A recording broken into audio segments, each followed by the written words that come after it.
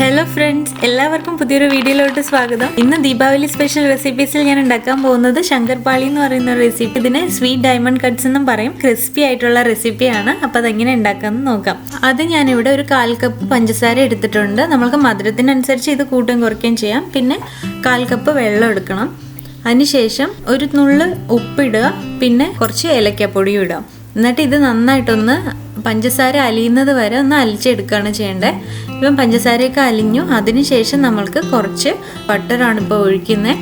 ഇല്ലെങ്കിൽ നമുക്ക് നെയ്യും കൂടെ ഒഴിക്കാം. പിന്നെ നമ്മൾക്ക് മൈദയാണ് വേണ്ടത്. 1 കപ്പ് മൈദയാണ് ഞാൻ എടുത്തിരിക്കുന്നത്. ഇത് നന്നായിട്ട് കുഴച്ചെടുക്കുകയാണ്. അപ്പം നമ്മുടെ മാവ് റെഡിയാണ്.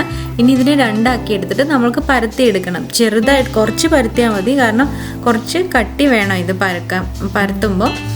പിന്നെ നമ്മൾ ഇതിനെ ഷേപ്പാക്കി എടുക്കുകയാണ്. അതിപ്പോൾ സ്ക്വയർ ഷേപ്പോ ഡയമണ്ട് ഷേപ്പോ എന്ത് വേണമെങ്കിലും ആക്കാം. ഞാനിവിടെ ഡയമണ്ട് ഷേപ്പാണ് ഉണ്ടാക്കാൻ പോകുന്നത്. അപ്പോൾ അതിന് വേണ്ടിയിട്ട് ഇങ്ങനെ ആദ്യം കട്ട് ചെയ്യുക.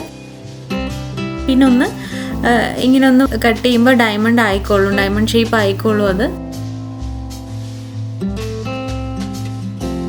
അങ്ങനെ ഇപ്പോൾ നമ്മുടെ ഡയമണ്ട് കട്ട്സ് ഒക്കെ റെഡി ആയിട്ടുണ്ട്. ഇനി നമ്മൾക്കിത് വറുത്തെടുക്കുകയാണ് ചെയ്യേണ്ടത്. അപ്പോൾ അത് എണ്ണ നന്നായിട്ട് ചൂടായി വരുമ്പോൾ നമ്മൾക്ക് ഇനി എല്ലാം വറുത്തെടുക്കാം. ഇത് വളരെ എളുപ്പമാണ്. അതുപോലെ തന്നെ എല്ലാവർക്കും ഇഷ്ടപ്പെടും. ഇത് വെറുതെ കഴിക്കാൻ നല്ല മധുരം ഉണ്ടാവും. അതേപോലെ തന്നെ നല്ല ക്രിസ്പി ആയിട്ടിരിക്കും. ഈ ദീപാവലിക്ക് എല്ലാവരും ഇത് ട്രൈ ചെയ്ത് നോക്കുക. അപ്പോൾ ഇനി അടുത്ത റെസിപ്പി ആയിട്ട് അടുത്ത വീഡിയോയിൽ വരാം. അതുവരെ ബൈ.